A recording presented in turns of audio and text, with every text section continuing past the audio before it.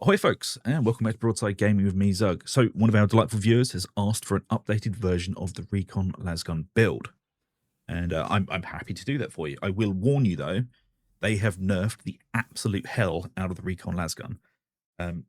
Further into the guide, I will show you side-by-side examples of what I mean. But we'll jump into the build, I'll show you what we're using, and then we can get on with the examples. So let's get into it, shall we? So, obviously, the veteran. Melee weapon, I like the assault chainsword. The 13G is quite a nice weapon to use. I tend to go with that, but honestly, you can use whatever the hell you want. You can use the dueling sword. I have never been a fan of the dueling sword. I know it was the meta for about 2 years. I just didn't like it. Didn't like how it played. So, you know, like I said, pick whatever the hell you want. I usually use a chainsword.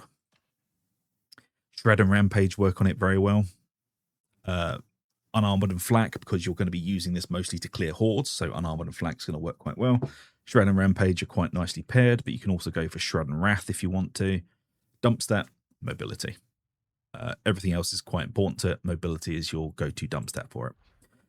As for the Recon Lasgun, your dump stat is going to be mobility, because screw mobility. Perk-wise, I've gone for crit to really help with those Infernus stacks to work. And we've gone for Flax, it's the most prevalent armor type in the game. We're also going for Infernus because obviously it is a Recon Lasgun build, and that is part of the build. We're also going for Headhunter because we need the crit. As I said, dump stat is going to be mobility. God damn, it's been a very long time since I've done a Recon Lasgun build. None of them are perfect. I feel ashamed. Why are none of these perfect rolls? Anyway, that's what we're going with. For the curios, you've got a couple of choices. I would say 3 toughness curios or 2 toughness and a max health. The max health will help with the chip damage because you have to remember toughness does not stop 100% of damage. Toughness stops about 95 to 90% of damage, but some damage will bleed through to your health. So having an extra health curio is just going to give you that bit of a buffer. But if you want to, because this is a veteran build and it's got voice of command, toughness is a good way to go. But if you want to be safe, 2 toughness and 1 health. I would generally not do any of them like these. What the hell are my curios looking like? Jesus Christ. Get it together, Zug. I have far too many characters. I do apologize. What I would do with them would be toughness, 5 toughness, combat ability regeneration, and damage resist gunners. Because gunners are still absolutely terrifying. So I would build them like that. You can have 1 with toughness, regeneration, speed on it. This is just going to help your toughness. It's not the speed that it regenerates. What we want is the speed at which it initially starts to regenerate. We don't care about its regeneration speed. We care about how fast it starts to regenerate. And regeneration speed actually shortens that delayed startup. So having it on 1 curio can help quite a lot. But yeah, toughness, combat ability, regeneration, damage resist gunners, 3 toughness curios or 2 toughness and 1 health.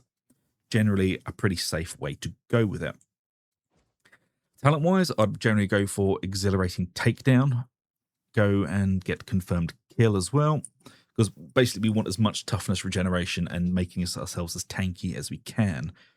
Long shot for some lovely ranged damage. Going down into close order drills for toughness damage reduction. For allies in coherency.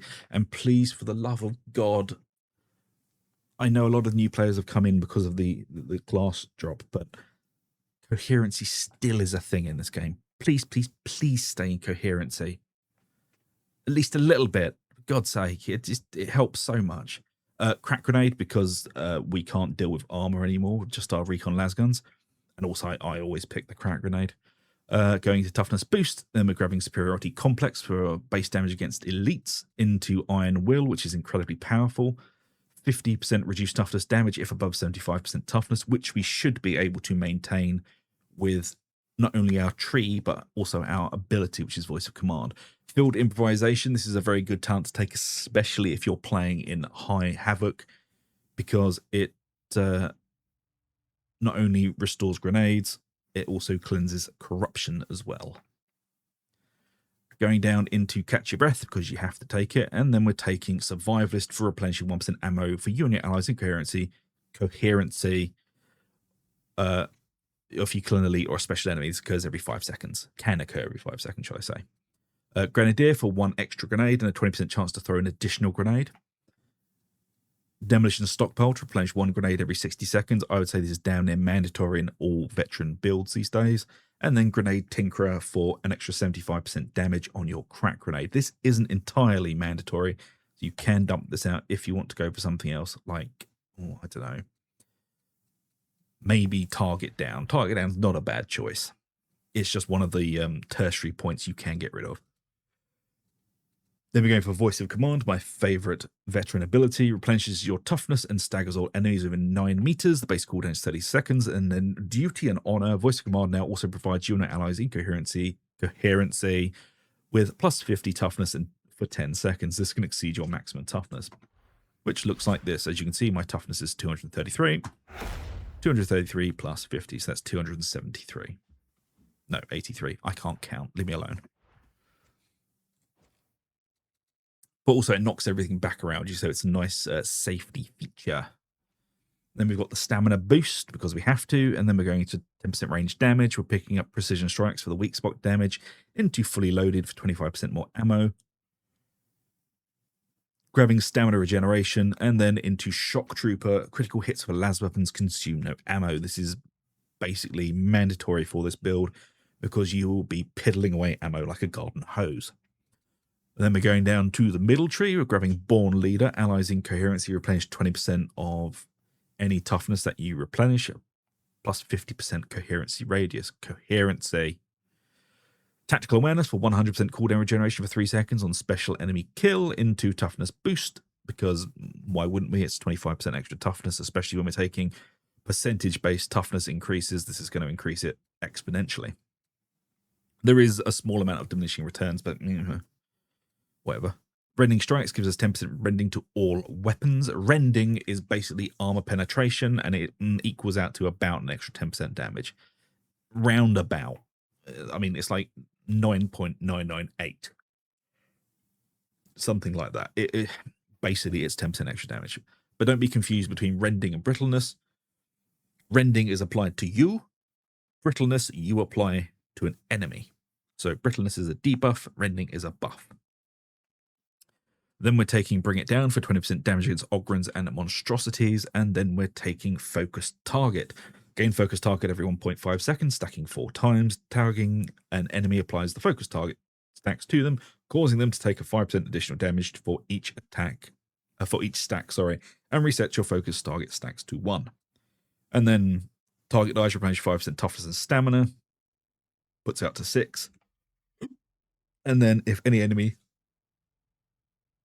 you have tagged dies, grants 2.5% damage for each stack of Focus Target, applies to you and your allies in coherency, and lasts 10 seconds, which is, I've changed my tagging ability to C, so tag them with C, shoot them in the face. Boingo, boingo, it's done. It is generally that simple, and now we will get to the very sad part that I was talking about at the beginning. They have gutted the Recon Lasgun completely. I will show you the kill time on this crusher, and then I will also show you the kill time before it was gutted. So here we go. All we're going to do is we're just going to tag it, and then we're going to shoot it in the weak spot.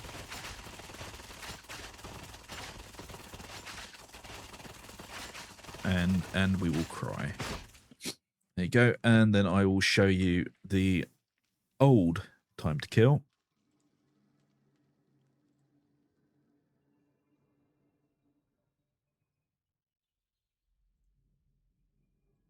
If this is actually going to work, it is working, sorry. There we go. Look at me, I was so young and beautiful then. And now we weep.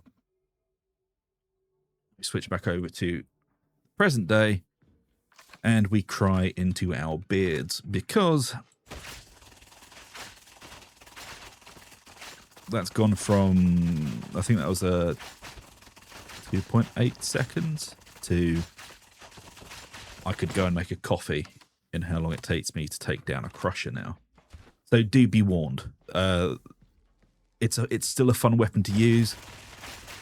It's just not the hosepipe of death that it used to be. So you are going to have to actually use your other abilities in this build, which is partially why I'm taking crack grenades. They have somewhat messed with the chainsword.